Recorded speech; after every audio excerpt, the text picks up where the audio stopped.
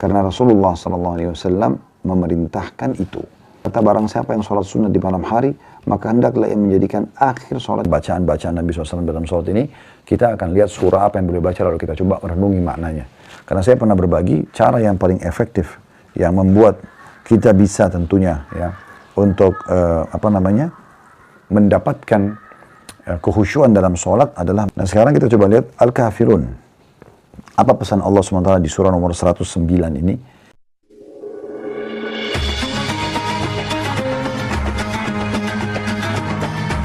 Yang subscribe, semoga hidup kaya raya, mati masuk surga. Yuk jadi bagian dari dakwah kami. Dukung operasional dakwah dan sosial kami, raih pahala amal jariah yang terus mengalir sampai hari kiamat. Assalamualaikum warahmatullahi wabarakatuh. Alhamdulillah wassalatu wassalamu ala rasulillah. Segala puji dan puja kehadirat Allah subhanahu wa ta'ala, juga salawat dan taslim kepada Nabi besar Muhammad sallallahu alaihi wa ala alihi wa sahbihi wasallam. Saudaraku seiman, kita di hari Kamis di siang hari ini, seperti biasa sebenarnya selepas duhur, pukul 12.30 sampai 13.30, kita melanjutkan bedah buku kita. Tetapi kata Allah tadi kami ada urusan yang memang tidak bisa kami bahas buku ini di jam yang sama, maka kita memulainya 13.30.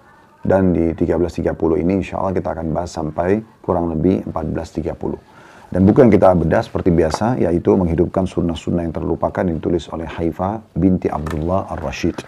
Dan itu kami doakan semoga saja yang sudah menunggu, baik itu dari teman-teman si Sesa dan semua peserta kajiannya, ataupun teman-teman yang biasa mengikuti medsos kami, semoga saja menunggu Anda dicatat tambahan pahala oleh Allah Subhanahu wa Ta'ala. Allah juga catat kesabaran Anda sebagai pahala, dan semoga saja kita terus diberikan semangat untuk menuntut ilmu agama ini, karena ini kewajiban bagi seorang muslim.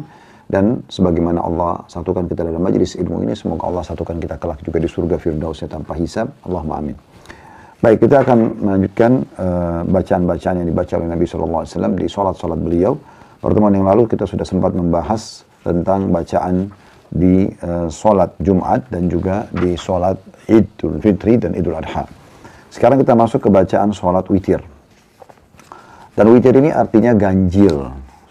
Saudara kesiman adalah ganjil. Kenapa dikatakan witir? Karena memang Nabi SAW mengerjakannya 1 atau 3 rakaat, dalam beberapa riwayat 5 rakaat. Dan ini memang sangat dianjurkan di dalam syariat Nabi Muhammad SAW.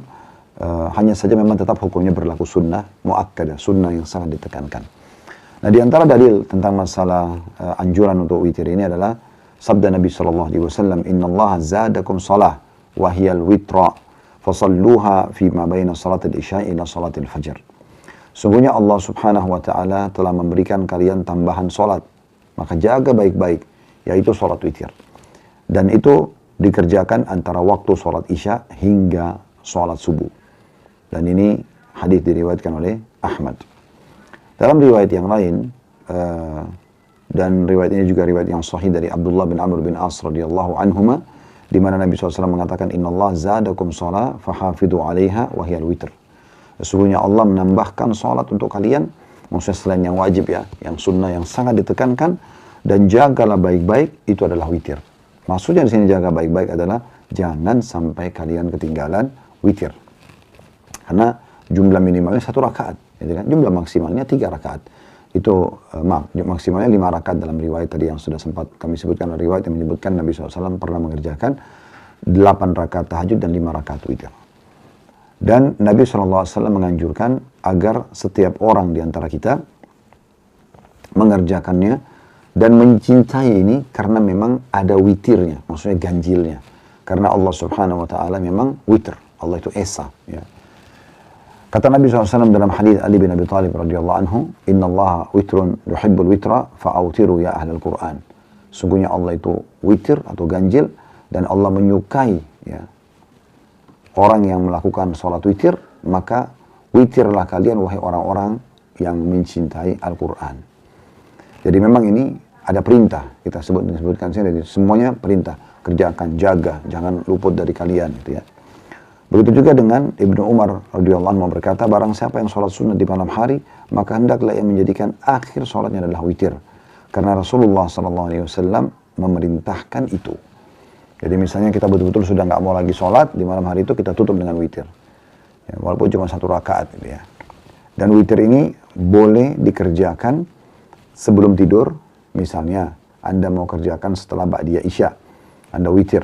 Ya. Nanti Anda bangun sholat tahajud, Anda tidak usah witir lagi. Karena kata Nabi SAW, la witra ini filayla, tidak ada 2 witir dalam satu malam. Maka kita kerjakan 1 kali witir saja. Jadi kalau Anda sudah kerjakan setelah ba'diyah isya, maka Anda kalau bangun tengah malam sebelum subuh Anda mau tahajud, Anda tinggal tahajud tapi tanpa witir. Jadi sudah tidak ada witir lagi. Nah itu yang perlu diperhatikan gitu ya. Kemudian juga dalam hadis yang lain kata Nabi SAW, al-witru haqq, wa man sya'a falyutir bi khamsin, wa man sya'a falyutir bi thalathin, ya, wa man sya'a falyutir bi wahidah. Salat witir adalah benar-benar memiliki hukum khusus dalam agama Islam. Maka barang siapa yang mau dia boleh berwitir 5 rakaat. Siapa yang mau dia boleh berwitir dengan 3 rakaat, dan siapa yang mau dia boleh berwitir dengan 1 rakaat. Ini pilihannya tentunya. Juga dalam hadis Aisyah radhiyallahu anha bahwa Rasulullah sallallahu alaihi wasallam salat malam, maksudnya tahajud, sedangkan ia berbaring di hadapan Nabi SAW. Bila tinggal tersisa salat witir yang belum dilakukan, maka beliau pun membangunkan Aisyah, lalu Aisyah pun ikut witir. Dan tentu banyak sekali hadis-hadis yang berhubungan dengan masalah witir dan motivasinya ini, ya. Maka kita paling tidak jangan pernah meninggalkannya, ya. Dan kalau kita bicara masalah afdalnya, maka afdalnya Anda mengerjakan di akhir malam. Ya, kalau misalnya Anda mau mengerjakan, maka Anda kerjakan di akhir malam, itu jauh lebih tepat, ya. Di akhir malam ini maksudnya adalah Anda coba di akhir malam itu sebelum subuh, ya, menjelang subuh, ya, itu lebih afdal. Diistilahkan dengan sepertiga malam. Anda tahajud dan Anda witir, ya. Anda sholat tahajud dan Anda witir. Tahajud minimal 2 rakaat, witir minimal 1 rakaat. Dan Anda bisa mengerjakan 3 rakaat. Allahu a'lam. Baik, ini berhubungan dengan masalah witirnya. Dan witir ini juga boleh Anda kerjakan kalau 3 rakaat. Anda boleh 2 rakaat salam lalu 1 rakaat ditambah. Atau Anda mengerjakan 3 rakaat sekaligus. Hanya saja Nabi SAW mengatakan dalam sebuah hadis yang lain, jangan kalian jadikan witir kalian seperti maghrib. Maksudnya tidak perlu ada 2 tahiyat, tapi 1 tahiyat cukup. Ya. Nah, di sini dalam buku kita sedang membahas bacaan yang dibaca oleh Nabi SAW dalam witir. Tadi itu sedikit pembukaan tentang masalah witir, ya. Diangkat oleh penulis di sini, saya lihat sebuah riwayat saja, yaitu dari Ubay bin Ka'ab radhiyallahu anhu, anna Rasulullah sallallahu alaihi wasallam kana yaqra' fil ula bi sabbih isma rabbikal a'la, wa fil thaniyah bi qul ya ayyuhal kafirun, wa fil thalithah bi qul huwallahu ahad. Fa idza faraq qala inda faragi subhanal malikil quddus 3 marrat yutilu akhirahunna. Sesungguhnya Rasulullah SAW membaca surah Al-A'la pada rakaat pertama surat witir, membaca surah Al-Kafirun pada rakaat kedua, dan membaca surah Al-Ikhlas pada rakaat ketiga. Apabila telah selesai, beliau membaca Subhanal Malikal Quddus, Maha Suci, Raja yang Maha Suci, sebanyak 3 kali, dan pada ketiga kalinya beliau memanjangkannya. Hadis ini, atau hadis yang senada diriwayatkan juga oleh Ibnu Majah dan An-Nasai dari Abdullah bin Abbas. Kedua hadis tersebut disahihkan oleh Syekh Al-Albani. Riwayat ini, teman-teman sekalian, memberikan gambaran kepada kita tentang adanya anjuran, ya, dan contoh dari Nabi SAW untuk membaca surah tertentu setelah Al-Fatih di 3 rakaat witir. Yaitu rakaat pertama setelah Al-Fatih baca surah Al-A'la, Sabbihisma rabbikal a'la, dan ini sudah pernah kita baca terjemahannya dan tadabburi ayatnya. Saya tidak akan ulangi lagi tentunya. Kemudian yang kedua, di rakaat kedua, Al-Kafirun. Ini akan kita tadabbur insyaAllah sebentar lagi. Kemudian yang rakaat ketiganya kita baca Qul huwallahu ahad, ya. Dan ada sunnah sesudahnya, Anda setelah salam witir membaca Subhanal Malikil Quddus sebanyak 3 kali, ya. Dan yang ketiganya kita panjangkan. Maksudnya Subhanal Malikil Quddus Rabbul Malaikati Warruh, atau Subhanal Malikul Quddus saja, ya, dengan cara lebih dipanjangkan cara bacanya. Ya, ini kurang lebih gambarannya. Sekarang kita seperti biasa, yang metode Bapak Ibu sudah tahu, ya. Kalau kita membahas tentang bacaan-bacaan Nabi SAW dalam sholat ini, kita akan lihat surah apa yang boleh baca, lalu kita coba merenungi maknanya. Karena saya pernah berbagi cara yang paling efektif, yang membuat kita bisa tentunya, ya, untuk mendapatkan kehusyuan dalam sholat adalah bagaimana kita, ya, teman-teman sekalian, membaca Al-Quran dalam kondisi, atau bacaan sholat dalam kondisi kita betul-betul, ya, mengerti apa yang kita baca. Minimal bacaan sholatnya, minimal. Atau surah-surah yang Anda biasa baca seperti doanya iftitah atau istiftah, kemudian baca Al-Fatihahnya, kemudian baca surah sesudahnya. Kalau anda mau sempurna itu bacaan ruku, bacaan i'tidal, bacaan sujud, dulu antara sujud sampai salam, tahiyat dan salam, semua itu anda tahu artinya. Nah sekarang kita coba lihat Al-Kafirun. Apa pesan Allah SWT di surah nomor 109 ini? Yang memang kalau kita baca terjemahan letterletnya, Al-Kafirun adalah orang-orang kafir. Dia. Allah Subhanahu Wa Taala memang menyebutkan istilah ini sebagai lawan daripada kata beriman. Kata beriman. Baik, ada sebab turunnya surah ini. Ada orang-orang Arab Quraisy yang waktu itu mereka berbuat kesyirikan kepada Allah Subhanahu Wa Taala. Mereka coba negosiasi dengan Nabi Sallallahu Alaihi Wasallam. Selain mereka mengatakan, Hai Muhammad, bagaimana kalau Mekah kita bagi dua saja? Kata Nabi Sallallahu Alaihi Wasallam, seperti apa yang kalian maksudkan? Mereka bilang, engkau menyembah Tuhan kami sehari, ikutin ritual kami semuanya, kami juga mengikuti ritualmu sehari. Lalu Nabi SAW mengatakan tidak bisa. Lalu kemudian mereka negosiasi lagi. Bagaimana kalau sehari buat kami, sepekan buat kamu? Nabi SAW menolak. Mereka minta sehari buat mereka, sebulan buat Nabi SAW. Nabi SAW juga menolak. Seingat saya, sampai pada level di mana mereka mengatakan, sehari buat kami, seumur hidup buat kamu. Yang penting ikuti mereka sehari saja. Maka Nabi SAW mengatakan tidak boleh. Karena memang tidak bisa kita mengikuti kesyirikan dan kekafiran. Maka Allah Subhanahu Wa Taala menurunkan surah ini secara khusus. Ya. Surah Al-Kafirun, surah nomor, ya, tadi sudah kita sebutkan, 109 dan terdiri dari 6 ayat. Saya bacakan setelah Bismillahirrahmanirrahim. Qul ya ayyuhal kafirun. Katakan hai Muhammad kepada orang-orang kafir itu. La a'budu ma ta'budun. Aku tidak akan menyembah apa yang kamu sembah. Jadi nggak mungkin. Ngikutin ritual kalian itu nggak mungkin. Wala antum abiduna ma'bud. Kamu pun tidak perlu menyembah Tuhan yang aku sembah. Kalian tidak usah berikut-ikut agama Islam kalau kalian tidak mau. Jadi ini konsep dasar kalau kita bermuamalah sama orang kafir. Mereka mau masuk agama kita, alhamdulillah. Tapi kalau mereka tidak mau, kita tidak ada paksaan. Allah SWT berfirman dalam ayat lain, la ikraha fid din. Tidak ada paksaan dalam masalah agama. Kemudian di sini jelas sekali ya. Kalian tidak perlu sembah. Ya, kami tidak akan menyembah apa yang kamu sembah. Kalian pun tidak perlu sembah apa yang kami sembah. Lalu Allah ulangi lagi. Wala ana abidum ma'abadtum. Pastikan aku tidak akan pernah menyembah apa yang kamu sembah. Wala antum abiduna ma'bud. Aku pun tidak akan pernah menyembah apa yang kalian sembah. Ya.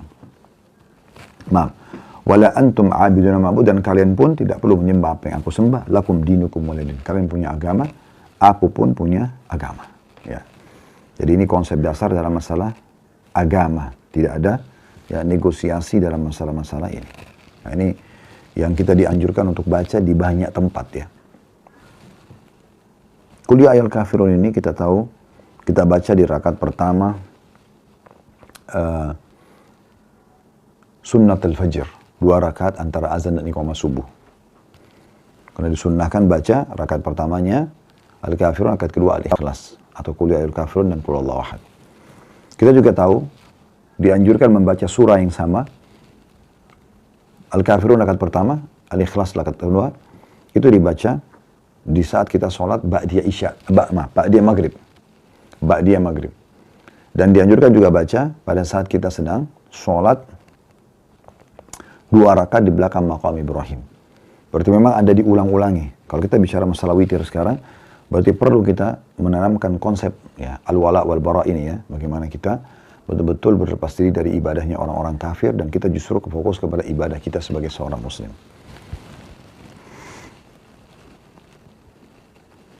Kemudian rakaat ketiga kita membaca al-ikhlas, qul huwallahu ahad. Yang kita semua hafal ini ya. 4 ayat dalam Al-Quran. Yang kita tahu adalah 3 surah terakhir dari Al-Quran ya. Maksudnya surah nomor 112. Semua ayat Al-Quran ada 114. Maka di sini Allah Subhanahu wa taala menyebutkan tentang tauhid ya. Bismillahirrahmanirrahim. Qul huwallahu ahad. Katakanlah Allah itu esa, Allahus samad. Allah yang segala sesuatu bergantung padanya. Lam yalid wa lam yulad. Dia tidak beranak dan tidak diperanakkan. Wa lam yakul lahu kufuwan ahad. Dan dia juga tidak membutuhkan pada siapapun. Ini teman-teman sekalian adalah hal mendasar sekali yang harus kita fahami. Berapa banyak juga sholat dianjurkan baca Al-Ikhlas. Ya. Kita tahu ini di akhir witir, kita tadi juga sunnatul fajr, kita tahu juga sholat ba'diyah, maghrib tadi.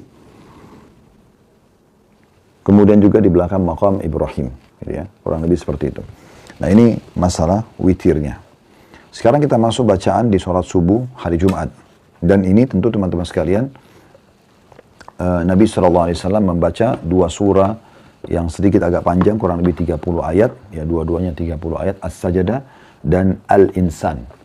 Mungkin pertemuan kita ini kita fokus untuk membahas ini, ya, dan insya Allah nanti kita akan lanjutkan sholat yang lain di kesempatan yang lain, karena ini kita tadabbur ayatnya sedikit agak panjang ya. Namun saya bacakan dulu di poin nomor 8, kalau tadi witir di poin nomor 7 tentang bacaan-bacaan Nabi SAW dalam sholat. Di poin nomor 8 ini bacaan sholat subuh di hari Jumat. Dari hadits Abu Hurairah radhiyallahu anhu, dia berkata, karena Nabi SAW yaqra fil Jum'ati fi salatil fajr alif lam mim tanzilun. Al-ayah, maksudnya surah As-Sajdah. Kemudian, wahal ata alal insan. Ya, al-ayah. Nabi SAW membaca surah As-Sajdah dan surah Al-Insan dalam sholat subuh pada hari Jumat. Ya. Oleh karena itu ada istilah, kita ada sujud tilawah, karena ada surah As-Sajdah. Artinya sujud ya. Itu di subuh hari Jumat. Hadis serupa diriwayatkan juga oleh Muslim dan Ibnu Khuzaimah dari Ibnu Abbas radhiyallahu anhuma, dan Imam Ibnu Baz, maksudnya Syekh bin Baz rahimahullah, mengatakan inilah sunnah yang sahih dari Nabi SAW, maka hendaklah seorang imam membaca dua surah itu dalam sholat subuh pada hari Jumat, walaupun sebagian jamaah membencinya karena kemalasan mereka, maksudnya karena panjang gitu ya. Ibnu Khuzaimah menyebutkan, ada situ dibawa kesimpulan dalam sahihnya, perbedaan bacaan surah tersebut dalam hadits-hadits di atas adalah dalam konteks hukum boleh. Boleh hukumnya bagi orang yang mengerjakan sholat membaca surah Al-Quran tambahan yang disukainya dalam sholat maghrib dan juga sholat fardu yang lainnya setelah membaca surah Al-Fatihah. Ia tidak dilarang membaca surah apa saja yang terdapat dalam Al-Quran. Hanya saja jika seseorang menjadi imam, hendaknya memilih surah yang ringan, bukan bacaan yang panjang, agar tidak menimbulkan fitnah terhadap mereka, maksudnya para makmum. Sebagaimana sabda Nabi SAW kepada Muadz bin Jabal radhiyallahu anhu, apakah kalian ingin menjadi orang yang menimbulkan penebar fitnah? Juga sebagaimana perintah Nabi SAW kepada para imam sholat untuk meringankan bacaan Al-Quran. Sebagaimana beliau mengatakan, hendaklah siapa saja yang menjadi imam meringankan bacaannya. Jadi maksudnya kesimpulan di situ, yang Bapak Ibu pegang bukunya, ya, kalau yang pegang buku, Ibnu Khuzaimah yang menitik beratkan, walaupun ada penekanan-penekanan surah-surah ini, misalnya tadi witir, di rakaat pertamanya setelah Al-Fatihah baca ya Al-A'la, sabbihisma rabbikal a'la, rakaat keduanya setelah Al-Fatihah baca Al-Kafirun, rakaat ketiga setelah Al-Fatihah membaca Al-Ikhlas. Tapi ini yang dominan, ini yang sunnah muakkadah ditekankan. Tapi boleh nggak seorang muslim baca surah yang lain? Boleh jawabannya. Nah begitu juga dengan subuh hari Jumat. Tidak semua orang memiliki keinginan untuk membaca di rakaat pertama Jumat karena agak panjang, As-Sajdah, dan rakaat kedua surah Al-Insan. Oleh karena itu beliau menitik beratkan ini adalah sunnah. Ya, boleh orang mengerjakannya, apalagi bagi orang yang belum menghafalnya, maka sebaiknya dia boleh memilih surah yang lainnya. Allahu a'lam.